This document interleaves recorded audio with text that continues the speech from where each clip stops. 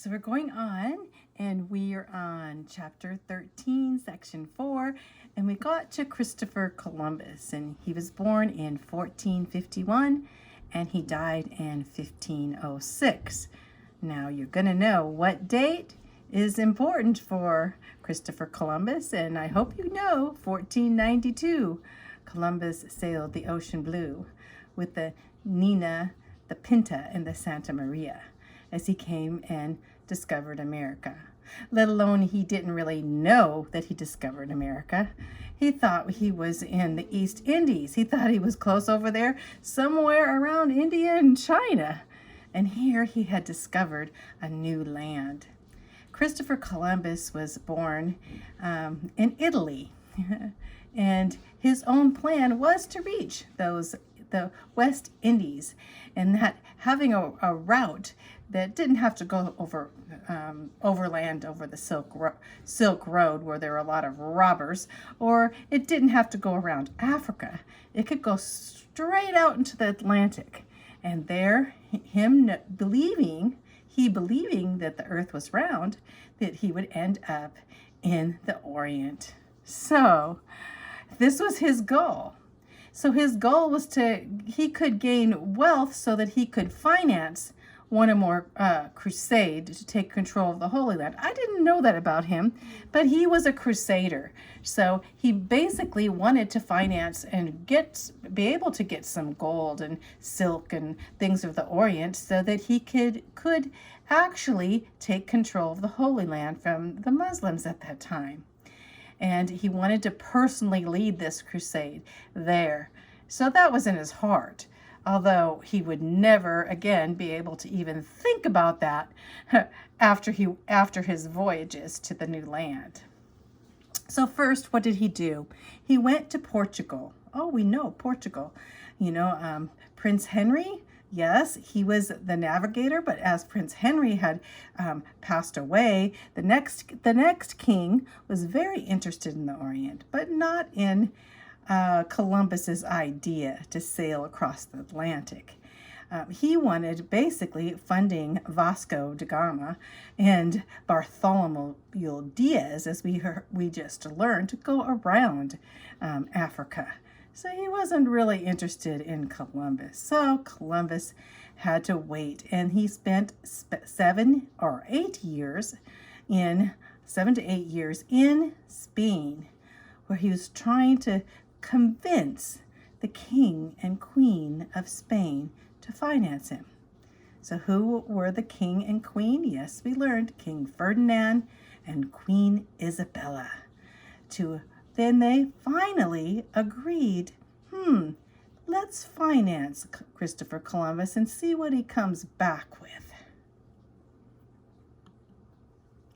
Columbus's first voyage was on August 3rd, 1492, and he left with 90 men on the ships of the Nina, the Pinta, and the Santa Maria.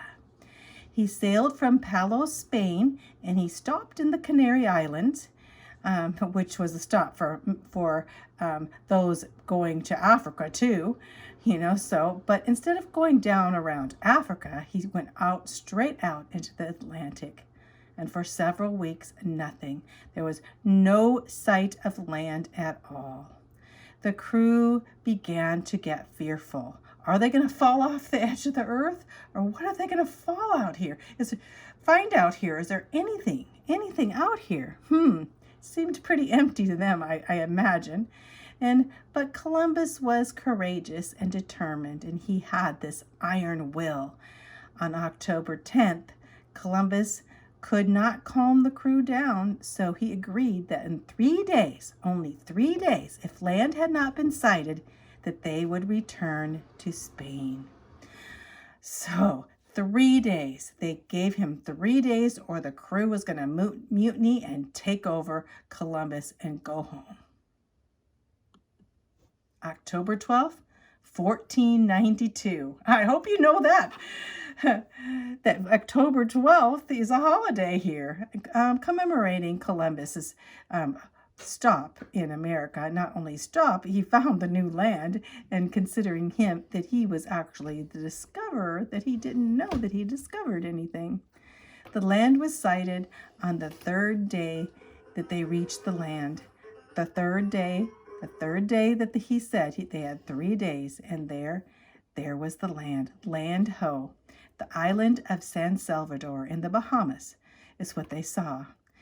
And so he discovered not only Hispaniola, which is Cuba, Haiti, and the Dominican Republic, but later on the surrounding area. After several weeks, Columbus then returned to Spain. Isabella and Ferdinand gave him a hero's welcome as he came, knowing that he had discovered a way to another way to the Orient. 3 more voyages for Columbus. So after that, of course, Spain financed him, and he explored the coastland of Central and South America. On his 3rd voyage, Columbus became the governor of Santo Domingo, the colony of Hispaniola. But he was a terrible governor. He was a harsh and cruel taskmaster. He really did not want to be governor. He wanted to get back to sea, I would think, or wanted to get back to exploring. So a new governor was sent back, and in Spain, he was sent back in chains to stand trial for being a terrible governor and for being a taskmaster. Well, the queen and king decided to release him, but decided he would not be the man to go back to govern the new colony in Hispaniola. In 1506, Columbus died. He was frustrated and forgotten. He never did realize that he had discovered a new continent. Can you imagine that? So here we have Columbus. And here's some pictures of his voyage, the 2nd voyage. His 2nd voyage was with 17 trips, 1,200 men and boys, including sailors, soldiers, colonists, priests, officials, gentlemen of the court, and horses. Columbus set out on the 2nd journey, and he left the port of Cadiz, Spain, and on September 25th, 1493. And you can see how his journey went here, going through this area. And then on to his 3rd voyage. They yet financed him another voyage on May 30th, 1498, and he had 6 ships this time. And after a stop, of course, they always stopped in the Canary Islands, 3 ships set sail for Hispaniola, and 3 with Columbus at the lead took the southern route. So they kind of split, but they both came into the new land in Hispaniola. The 4th voyage, he was anxious to win back his good name and come back to America and rule there. Columbus set sail once again for the new lands, and he left on May 9th, 1502, with 4 ships and 150 crewmen, and one of these men being his 13-year-old son, Diego. And he arrived there on June 29th.